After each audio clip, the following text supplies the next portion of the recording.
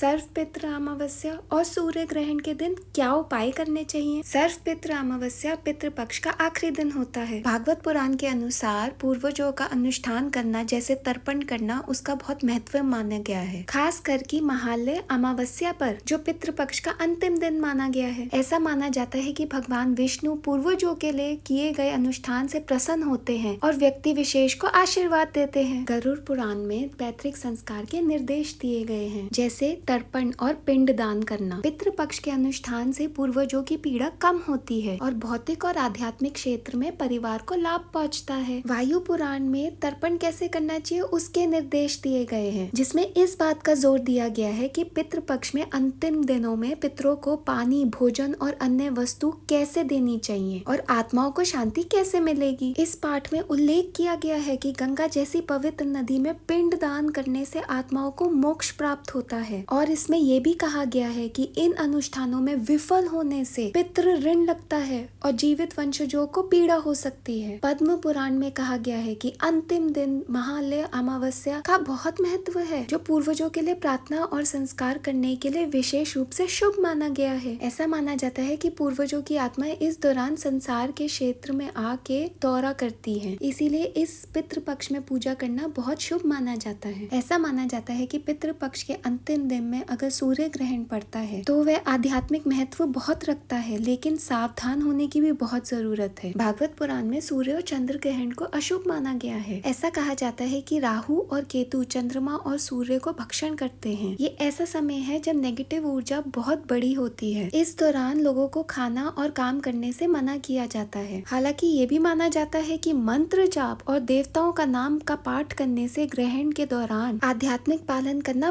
बेहद फलदायी है। आध्यात्मिक क्षेत्रों के द्वार खुल जाते हैं, जिससे शुद्धिकरण होता है। महाभारत अनुशासन पर्व में युधिष्ठिर और भीम के बीच में बातचीत के दौरान ये उल्लेख किया गया है कि ग्रहण, विशेष रूप से सूर्य ग्रहण, ऐसा समय होता है जब ध्यान और पवित्र ग्रंथों का पाठ करना चाहिए, जिससे आध्यात्मिक प्रार्थनाओं में लाभ मिलता है। भीष्म ने निर्देश दिया था कि गरीबों को दान, पूर्वजों के लिए अनुष्ठान और ग्रहण के दौरान सूर्य को प्रार्थना करनी चाहिए। स्कंद पुराण में कहा गया है कि ग्रहण में देवता और राक्षस के बीच में युद्ध होता है। इस समय राक्षस का प्रभाव मजबूत होता है और कहा जाता है कि इसीलिए खाना बनाने और खाना खाने से मना किया जाता है। ग्रहण के दौरान भगवान को प्रार्थना करना बहुत फलदायी माना गया है। आध्यात्मिक योग्यता अर्जित करने में मदद भी मिलती है। सर्वपित्र अमावस्या और सूर्य ग्रहण पे आप तर्पण और पिंड दान जरूर कीजिए। ग्रहण में नहाना शुभ माना गया है। खाना खाना नहीं चाहिए, मंत्रों का उच्चारण करना चाहिए और सही तरीके से अनुष्ठान करने पर पितरों को शांति मिलती है और मोक्ष प्रदान होता है। सर्व